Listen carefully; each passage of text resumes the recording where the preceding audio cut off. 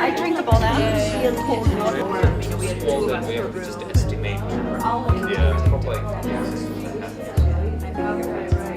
We can help them find a special time. Our PS, Dr. Bitangen Demo. He's the PS of Information, Communication and Technology in Kenya, and we are really excited. And that we will, during the introduction, I will get to speak more about him. But essentially, the Africa Leadership Initiative East Africa is part of the Aspen Group of Fellows, and that's how Laila, Ibrahim, and I were introduced. Because we are both from the Aspen Leadership. She is from Henry Crown Fellowship, and I am from the Africa Leadership Initiative East Africa. The reason that we are having this is because of Team4tech, which is an initiative. All Aspen leaders actually have to have a project. And one of the projects which Laila Ibrahim has started, along with Julie, is actually called Team4tech, and you will get to hear more about it. But we are delighted to host you in Kenya, and also to let you know more about Kenya. I think you have studied a lot, and some of you actually, it's your first time in Africa, and even in Kenya in particular. So we are delighted that you could be able to join us. Our mission is to improve the quality of education in developing countries. We do that by connecting technology industry professionals, products and resources with innovative NGOs. Our goal is really to give the technology, to catalyze the technology industry and give them an immersive experience in the country so that they can share their experience and learnings with the community. And hopefully with the work that we do, whether it's funding, whether it's best practices, facilitation, or program management, we hope to reduce the friction between the adopting technology and the people who can use it as a tool to advance their education. Our focus is really primary school and secondary school, so K through 12 pre-college. Our goal is to impact 125,000 students in the next decade. But after this week's experience in Kenya, I'm confident we can actually accelerate this goal. I'm very impressed with the kind of work that I've seen that you have come to do here in Kenya. And one of the tasks that we have in government is that when you see good people like Leila, you seek to find their passport and confiscate it so that they remain in the country. A number of multinational companies, specifically McKinsey and Accenture, have produced reports showing that in the next 3 to 5 years, the GDP for Africa would hit more than 3 trillion.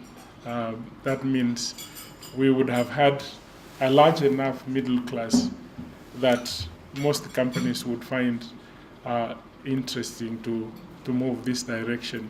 And some of you who know that the returns you see here in Africa is sometimes we call it abnormal because when someone tells you that my stock went up by 8,000%, those things are not heard of in other parts of the world. We've seen some small banks grow very fast and people make good money. But I want to tell you the story of ICT in this country, and it relates to the work that you have done in Thika. About 7 years ago, we were striving to get sufficient broadband for every Kenyan. And this is the time the journey for ICTs began in this country. And we came up with very simple 5 goals where we said we must deal with the issue of infrastructure comprehensively. And secondly, we begin to look at areas of content, applications, and innovation. And at the time, rarely you could find the word Kenya and innovation in the same sentence anywhere. The third goal was also to develop massive capacity such that we can begin to develop one of the most competitive nations from Africa. Then the fourth, we said, with all this, we can be able to create employment, but in order to create that employment, the fifth objective was to see that we develop public-private partnerships, because usually the government doesn't have sufficient resources all the time, and we looked to creating these PPPs in order to move forward. And indeed, on infrastructure, we started with the public-private partnership arrangements where we brought together some local operators and linked this country to the rest of the world through the undersea cables. And as we went through the process, practically everybody said, what would you do with so much broadband? This is 3.2 terabytes for a small developing country using 1.5 gigabytes of capacity. And we had a lot of difficult time explaining and saying, well, there is pent-up demand, people would be able to use. At the time, less than 5% of the population had access to serious broadband, actually 2%, and only 5% penetration, less than 5% penetration. And we struggled through to get the undersea cable, but I'm happy to tell you that today we have 4 undersea cables, and we are getting the 5th one, and nobody's complaining that they are not getting sufficient revenue from their investment.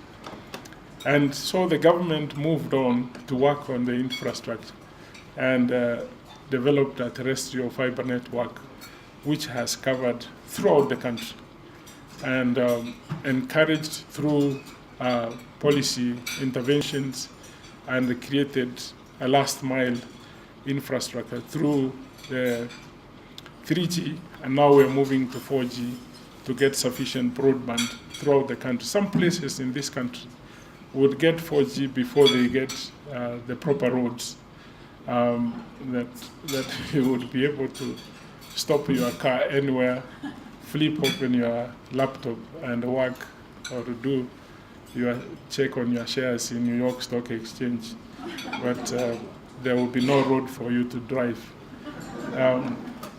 Then I said earlier that you could not see the name Kenya in the same sentence with innovation. Then suddenly, and one of the quotes that I used to say when I was, Stella didn't tell you that I'm Minnesotan.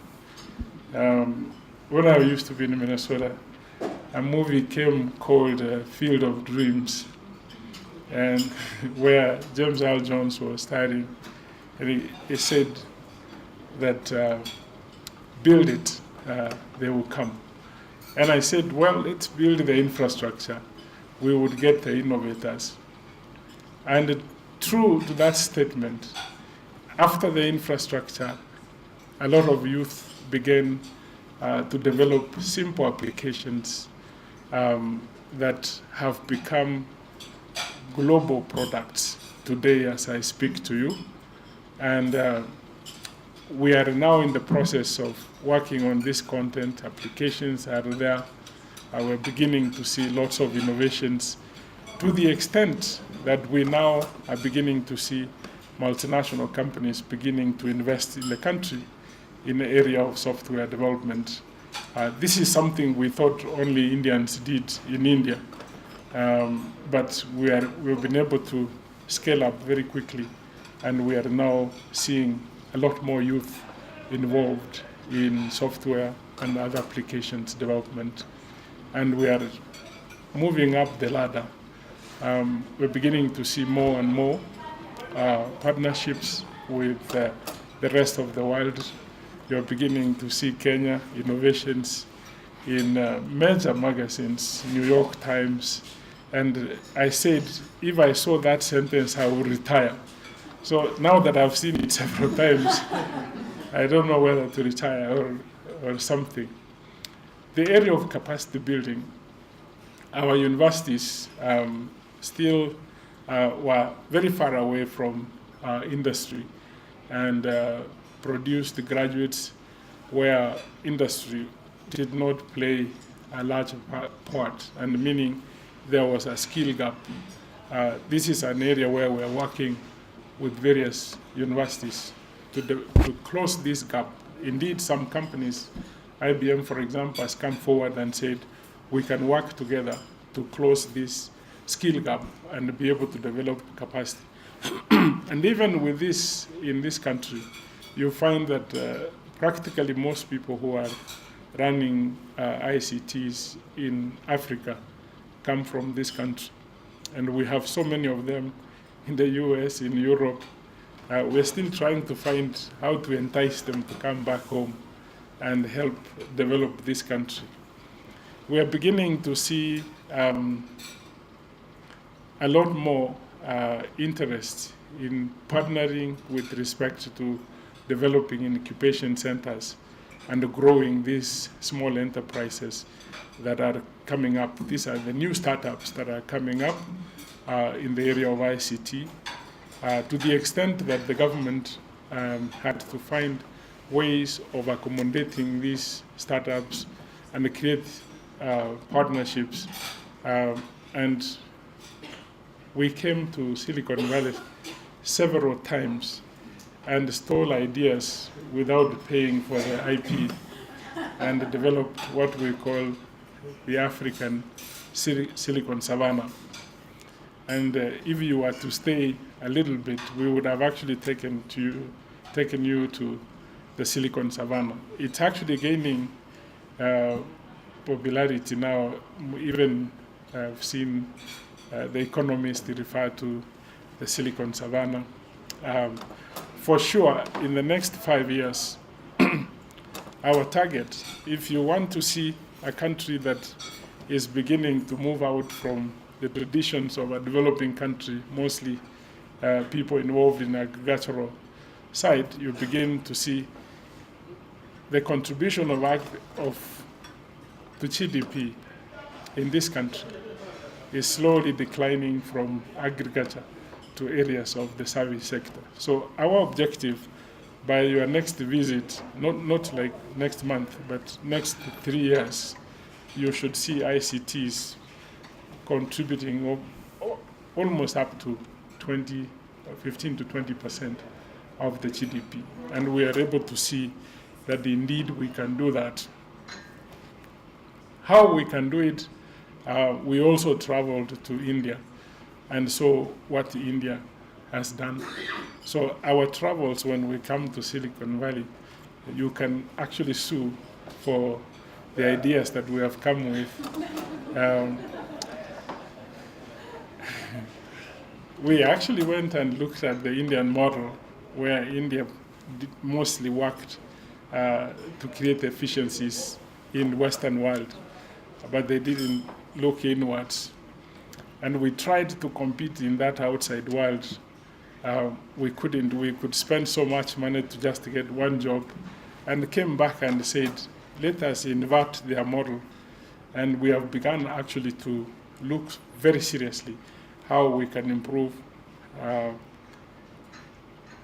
government, e-government, create the efficiencies within government, and develop the back end and create the business processing outsourcing, which we so desired to get from the Western world. If we can be able to achieve the results that you've been able to achieve, the 10%, then that is precisely what we need in this country. The PS mentioned that the president has got a program on one laptop a child for standard ones next year. And oftentimes I meet people and they give me reams of documentation about, hi, look, how are you? Karibu. I've been to Karibu, by the way. About how this laptop program has failed or succeeded or not achieved its results in different countries. The curriculum sometimes is wrong. But the point really of the program isn't even that. The point of the program is achieving a paradigm shift. If anything else, just achieving a paradigm shift. You're talking about kids at Karibu Center, and who you would imagine would never come across computers, who in their wildest dreams never imagined, at least their parents, maybe the kids are always clueless, thank God for that, but their parents never imagined these kids would ever come across computers. Some of those parents don't even know that world exists. And so to have that is a paradigm shift. And that's what we're talking about in Kenya today. That's what the PS is talking about, Dr. Ndemo, that we want to see a paradigm shift in which this part of the world, Kenya and African countries, leapfrog, transform themselves and stop this poverty story. It should end. It cannot end unless we address education, unless we address education at the very beginning with the very young people, unless we address education for everybody, not simply the people who have the means. And therefore, I want to say as an ALIE fellow, because I'm here as an ALIE fellow, that we will support the program. I'm sure Stella, I'm Stella's classmate, we're in the same class, and Stella will whip us up, and so we shall, what we call in Kenya, Salimu Amri. We shall follow the command, especially after that presentation, that Stella. Vision 2030 is about transforming Kenya, not just in ICT, but across the board. I just came in from Mombasa this morning where we had a tremendous project. We're launching a tremendous project where we're having the first ever marina between the Cape and Cairo on the east coast of Africa being built, should be done by October. That has already begun to, spawn a totally new sector, a totally new industry that doesn't exist in Kenya today or in East Africa, but that will create so many jobs and skill sets once we have started it. And so Vision 2030 is 5 years into 22 years. We're very optimistic and very happy with what has happened so far. The biggest achievement of the last 5 years has been our constitutional reforms, the legal reforms, judicial reforms, police reforms. You all remember the story of Kenya 5 years ago, the very sad story of post-election violence. It isn't that we eliminated disputes. Disputes still exist. It is that we are now creating institutions that can be able to manage disputes. And those institutions of the new constitution have started being tested and are succeeding. And so we're very optimistic that in the next 4 years, we're going to reach the double-digit 10% growth rate. And we want those kids to be part of it. We want to make sure that the lament that we've had in the past, even when Kenya grew, between 2003 and 2007, we grew at a terrific rate. But there was a critique to that growth, that it was not broad-based enough. Some people were left behind. And I think in this age of ICT, of IT, we must use IT to equalize the playing field. In fact, IT is a major equalizer. I don't know what other technology or tool or instrument you could use to do what you guys have done over the last 1 week and have those kind of results with those kind of kids. Because if you sustain that, if we do that across the board, and if it's 10% in that period of time, by the time they graduate, there will be no disadvantage arising out of your background or original social situation. We'll all be like Lila's father. And so for Vision 2030, we're very happy, and I was glad to see that you had Vision 2030 on one of your slides. Very politically correct, but in real terms, your program is a Vision 2030 program. It is. And oftentimes I try to tell people, Vision 2030 isn't the highways. It isn't the ports.